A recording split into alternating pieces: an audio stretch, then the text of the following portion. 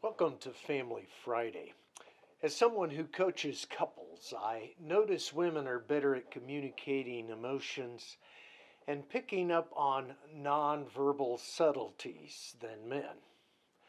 Because of this difference, women become frustrated with men, so that when the women finally say what they mean, it is delivered with aspiration and disappointment. And this emotional tone, whichever one it is, takes the man by surprise, and he's wondering why he's in trouble.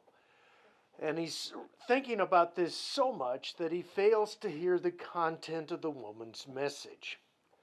So, when talking to couples about their communication, I tell the men try your best to step back emotionally for a moment to hear your wife's content.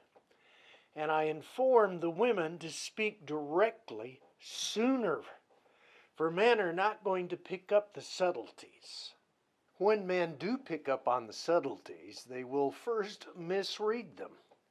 There are scores of studies that point out that men will tend to interpret the friendliness of a woman as romantic interest, or that the woman is perfectly fine with the relationship as it is now.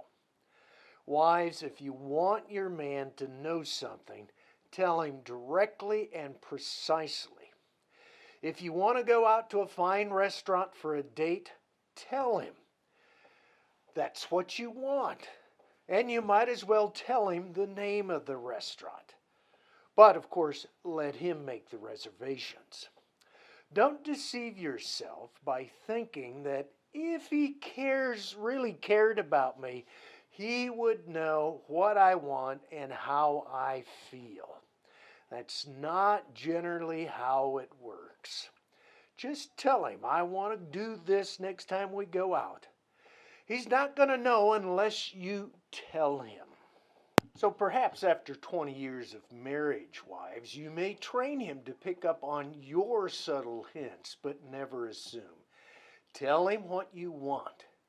Think of it this way. If the husband loves you as much as he loves his body, it is because his body and you send him communication of needs, wishes, and hurts. The stomach aches, so the man eats. The throat is parched, so the man drinks. The knee aches, so the man rubs it.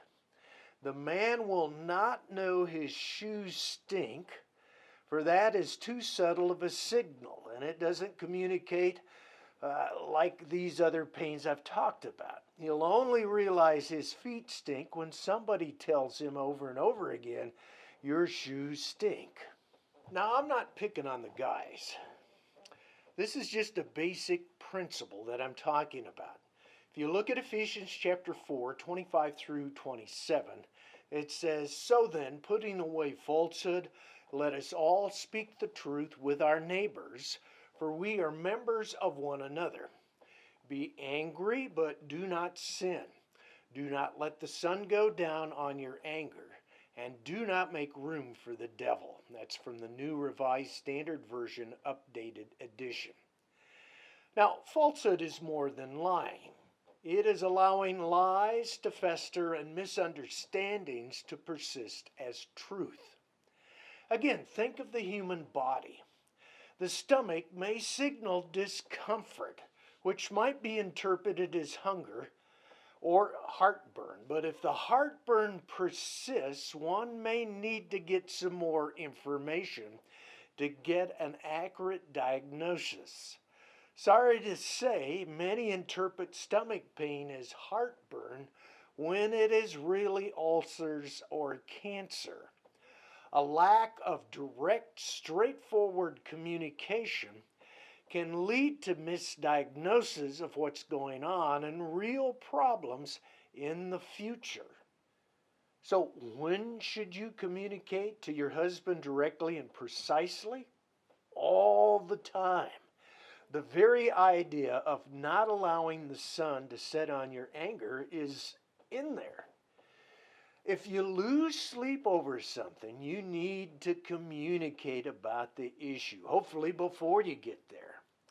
If you stew too long over something, you are allowing the devil to enter your thoughts, for you'll be wondering why he hasn't said anything or done anything when it's likely he's totally unaware of your feelings, fears, and what you see.